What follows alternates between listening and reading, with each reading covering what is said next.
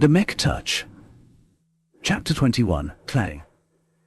Designing an armor scheme for a mech took a lot of skills and knowledge. Vess was frankly impressed by the young Jason Kozlowski's work in making the armor of Caesar Augustus look majestic while still doing its job.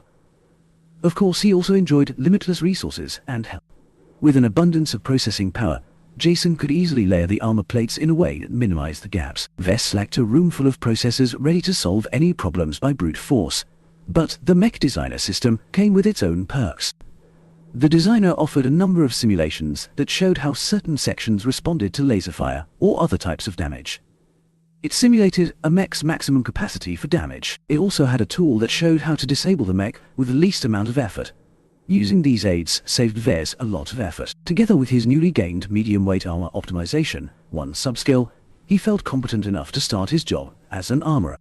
Rather than copying Jason's armor contours, Vess decided to remove most of it and start from the bare minimum, only keeping the ingenious ways Jason and his helpers kept the joints protected. He started with the legs. For mechs, legs not only provided movement, they made sure the mech stayed stable. While the mech's engines devoted most of its power to supporting the legs, the limbs had to bear the entire mech's weight in addition to its own armor.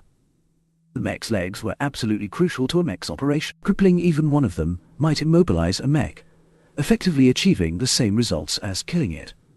Protecting the legs was a top priority. The Caesar Augustus enjoyed luxurious armor on its leg. National Aeromotives knew their business when they developed its proprietary armor. It offered excellent protection at a decent weight. Now Vess somehow had to keep his Mark Antony's legs protected while not piling up too much armor. Excessive bulk reduced a mech's flexibility and speed. The Mark Antony is a spear that breaks through obstacles. It needs mobility more than armor. The legs has to facilitate a charge. It doesn't need to be excessively nimble. The Antony doesn't pretend to be a light mech in that regard. The Mark Antony featured slightly thicker armor, especially on its front axis. While it made the legs vulnerable to crippling strikes from the rear, it could take about 75% of a beating the base model's legs could endure. This was already very generous, considering the enormous differences in price between Vess's newly acquired HRF and the original armor plating. Next came the torso. The core of any mech, it features by far the most space for its systems. The cockpit, power reactor and engines all resided in the torso. This placed unparalleled importance on its protection, especially with regards to shielding the pilot inside. Mechs were expensive, but potentates were rarer. Only 3.5% of the total population of humans possessed the potential to pilot a mech, but not every one of them actively pursued a military career. Mechs could be gained fairly easy by spending enough credits, but pilots represented a limited resource that replenished slowly. Thus, most countries treated pilots like gold, but mechs like silver. The armor schemes of most mechs reflected this demand, making it the thickest part of their armor. In keeping up with the Mark Antony's indomitable intent, Vess became bold when working on the torso. He pursued aggressive lines that largely mirrored Jason's own scheme, but added more bulk to the lower torso, and shaved a bit of armor from the upper torso. The upper torso of a mech usually housed the cockpit and some other delicate components that could fit by the side. Surrounded by the shoulders and arms, it took a lot to excavate the cockpit from the heavily armored chest. The lower torso housed the power reactor and engines. Their central position ensured energy and motive power could flow in all directions of a mech equally. Naturally, not all mechs followed this scheme. Some lighter mechs, such as the Fantasia 2R, swapped positions around. In the Mark Antony's case, Vess decided keeping its engines and power reactor working his main priority. The mobility of the mech must not be compromised. The cockpit still enjoyed adequate protection, but not to the exaggerated extent of the base model. The cockpit's frontal protection got reduced by as much as 50%, an inevitability considering the HRF armor plating's lack of exceptional attributes. Layering too many plates on top of each other not only wasted Vess's armor budget, it also threatened to upset the mech's balance. Still, considering the HRF's much cheaper cost, it was a price worth paying in some situations. Vess spent some time with the rear torso, but not too much except for thickening it a little bit. The Caesar Augustus possessed above average rear armor, but if Vess replaced it the same thickness in HRF plating, he'd turn the Mark Antony in a mech with its rear section dangerously naked. He had no choice to bulk up the rear, choosing to incorporate some subtle angles that helped deflect damage aimed at the cockpit or engines, but otherwise keeping it plain. The shoulders deserved special attention. Jason's K-1 employed shoulder launchers for long-ranged missiles. This wasn't anything unusual for mech designers who wanted to offer a long-range solution to round out their mech's deficiencies in that area, but Jason very clearly half-assed the attempt. The Caesar Augustus was not a mech that specialized in lengthier engagements at longer ranges, so it carried no room for additional missiles. In short, the launchers only fired the missiles in its tubes before they became useless ornaments. He considered removing them. Sure, the launchers were relatively small and light, and didn't hinder the mech's mobility all that much. On the other hand, it added little firepower beyond its initial salvo, and the addition of the system and its mechs meant its logistical footprint grew larger than what could be justified. Well, it's not like anyone has to stick to these missiles. They can easily change them to something to their liking. These days, missile systems became a lot more standardized than in the past, where each manufacturer used different sizes to monopolize the sale of refills.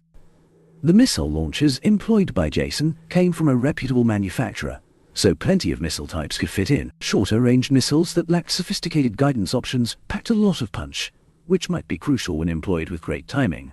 He spent a lot of time refining the torso before moving on to the arms. Most humanoid mechs employed arms as their primary weapon platform. They required protection from harm due to their essential role in a mech's offense, but they also had to retain their nimbleness in order to operate their weapons as smoothly as real human arms. Regarding the use of arms, mech designers generally chose from three different options. One was to keep the arms articulated like a human's, letting the mech depend on external weapons like pistols and rifles. Great importance is placed on mimicking the arms to its biological equivalent, sometimes achieving a synchronization of up to 99%.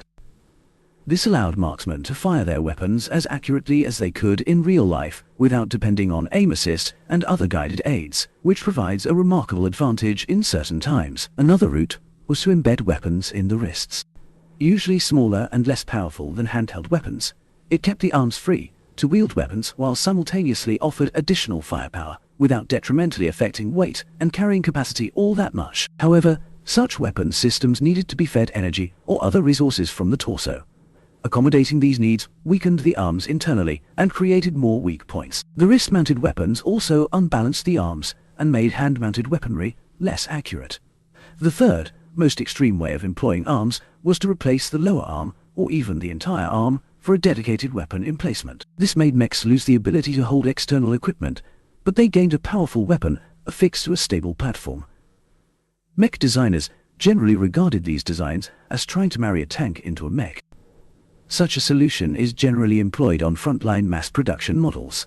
Larger mech ore made the best use of large numbers of uniformly equipped mechs, and also had the most need for large caliber weaponry that the weapon arms usually affix. In the case of the Caesar Augustus, Jason went with the wrist-mounted weapons. The laser cannons were actually high-quality weapons, even in the current generation. They provided a substantial amount of short to medium-range firepower as long as the mech's energy lasted. They did have a tendency to overheat the mech, and with Vez's RF replacing the base model's heat-resistant armor, the Mark Antony had a much smaller capacity to absorb the heat. Vez could only tune down the cannons to a lower default setting, allowing it to last a little longer. The base model employed a sword and a shield as the mech's melee weapon. This lowered the demand for articulation, so Vez happily bulked up the arms in order to improve its armor and heat absorption. It stiffened the arms, but Vez did not place excessive demands on mech's accuracy. Its laser cannons remained effective in medium range, only having trouble in closer ranges due to the ability for lighter mechs to circle swifter than a mech's ability to rotate. This left Vez with the armaments. Made with the same materials as the armor, the heavy shield could endure a lot of damage at an acceptable weight. The valiant-looking sword possessed enough qualities to cut through enemy armor when it was treated slightly differently at the end of the manufacturing process. Vez wouldn't be able to retain the original shield's design. It offered too little protection for too much weight. At its current state, Vez could either increase or decrease the size of the shield. Dutch RF plating is cheap, so I should employ the shield as a disposable object. The Mark Antony's main feature is its ability to charge and break through the enemy line, so I'll make it longer and thicker. With the designer's helpful tools, he reconstructed the bulky kite shield of the base model into a longer and slightly thicker tower shield. Taking inspiration from the equipment of the historical ancient Rome, this emulating the iconic curved rectangular shields. When held in its armed position, The mech could cover almost the entire mech's length, protecting it from the knees to the lower half of its head. The specific length prevented the lower edge of the shield from bumping into terrain and also left the mech's eyes unobstructed by the upper edge. The shield turned out to be incredibly heavy and was difficult to move, but it also covered a lot more area, so it didn't need to. Made entirely out of cheap HRF plating, pilots wouldn't feel any heartache when they threw it away if it sustained too much damage, or if the mech required a burst of speed. Vess was highly satisfied with the end result. The big rectangular shield fit heavy infantrymen more than cavalry, but Vess didn't bother reconciling these contradictions. He only borrowed the ancient Roman theme to make his mech look cooler. As for the weapon, the HRF was distinctly unsuited to serve as a sword material. Its composition focused fully on frontal protection, and couldn't retain an edge suitable for bladed weaponry. It also broke much easier when struck hard. He'd either have to change to a different weapon or keep the arm empty. The HRF only excels at cost. Vess took the same approach as with the shield. He bulked up the mech's weapon and didn't bother adding any edge. He eventually ended up with a short mace with a bulky rounded end. Since the mech already carried quite a bit of weight from its armor and shield, Vess hadn't opted for something larger like a hammer or staff. Despite the mace's simple looks, it still dealt a fair bit of damage if the pilot put its weight behind its attacks. It kind of sucks. Too bad I can't afford another production license. Even the virtual licenses cost too many credits for V's to bother buying them. He had to hoard money for now in preparation for producing a real mech. Only the head remained now. In modern mechs, the head housed the best sensors of a mech. It was a rather poor position for something so important. It stuck out too much. However, most humanoid mechs retained the head due to pilots massively preferring their main view to come from such an elevated position. Mechs that hadn't bothered with heads and moved their main sensors to the torso, the so-called Pangu types, never really caught on in the market. The Caesar Augustus featured an ornate head design that appealed to Jason's aesthetics. It housed fairly good sensors behind enough armor and embellishments to make them difficult to pick off by a stray shot. Vess hadn't messed around with the head too much, but he did add a dramatic touch by adding a vertical helmet crest, much like the cool helmets worn by the soldiers of ancient Rome and Greece. For its plume, Vess embedded the small festive cloud generator at its neck. With some creative plumbing, he ensured the cloud generator's red vapor to erupt from the head crest in an even fashion. He put enough power in the ejection of vapor that it held onto its semicircular shape in the wind, even if the mech moved around. Having finished working on the exterior, Vess stepped back and beheld the entire mech.